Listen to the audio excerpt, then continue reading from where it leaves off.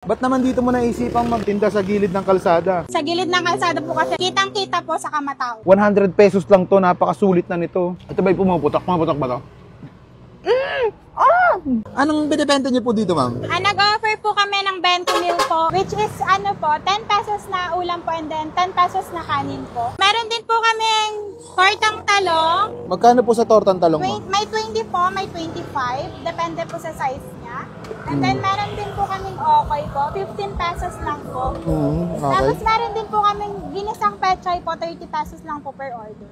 Ito, ma'am, ano po to, mga to? Ito po 10 pesos po, putlong po, baloney, langgunisa, saka po itlog. Meron din pong 10 pesos na ham, saka po skinless. Gano'n po kayo katagal dito, ma'am? Bali, ano pa lang po, 1 month pa lang po mahigit. Ba't naman dito mo naisipang magtinda sa gilid ng kalsada? Kasi po dyan lang po yung bahay namin. Tapos, syempre po, sa gilid ng kalsada po kasi kitang-kita po sa kamatao po. Nauubos niyo ba to sa buong mga Yes po, nauubos po namin. Sa mga frozen food po, yung skinless, langgunisa, putlong, yung ham. Yung iba pa po, nakaka 1 kilo po kami yan. Tagwa 1 kilo po yun. Tapos yung rice po namin, nakaka 3 kilos to 5 kilos po kami. Araw-araw, ma'am, ganito yung ano nyo, ganito yung paninda nyo, or nag-iiba? Sa gulay po, nag-iiba po kami. May nadadagdag din po sa frozen food namin.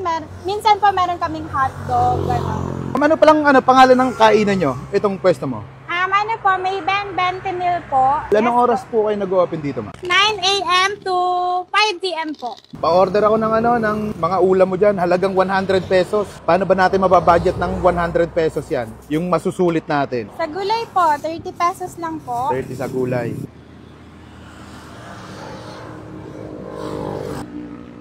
Yun, no? May sahog na rin siya na no? Yes po. Giniling ba yun? Yes po. 30 pesos? O, sige. Yes po. 10 piso yan, ganyan kadami? Yes po, 10 lang po. Oh, grabe. Isa po na ito. Isa niyan. Yan. Isang itlog. Yan. Magkano na yan, ma'am? 50 po. Skinless. Ham. Ito po. Isang torta na rin. Sa torta, magkano, ma'am, sa torta? 30 po yung malaki, 25 po yung maliit. Okay. Magkano lahat yan, ma'am? Bale, 130 pesos lang po. 130 pesos, napakadami na. Ma'am, may tanong lang ako sa iyo, ma'am. Sa dami-dami ng pwedeng negosyo, bakit ito ang ginawa mong negosyo? Ano po kasi, lagi po ako nanonood sa Facebook, saka po sa TikTok.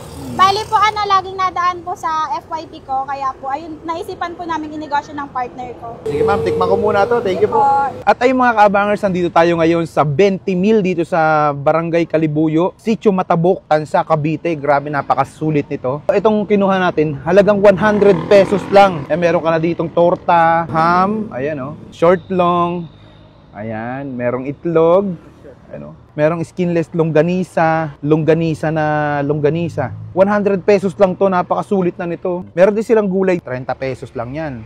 Tikman na natin to. Lagyan muna natin ng ketchup, konti lang. Ayan, ganyan lang. Kain.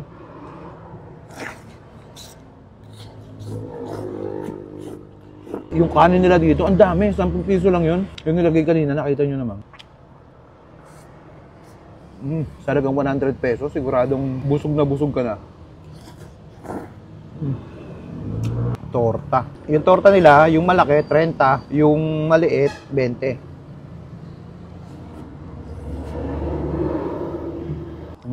Malasang. Tikman natin yung gulay. 30 pesos. Ang dami na rin,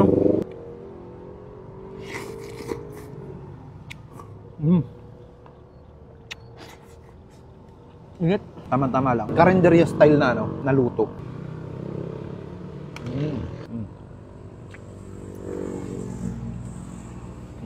Ito ba'y pumuputok? Pumuputok ba to? Ay, hindi pala.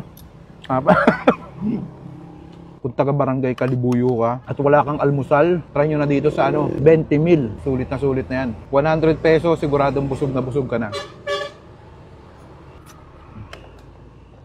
Paano? Ubusin ko muna to.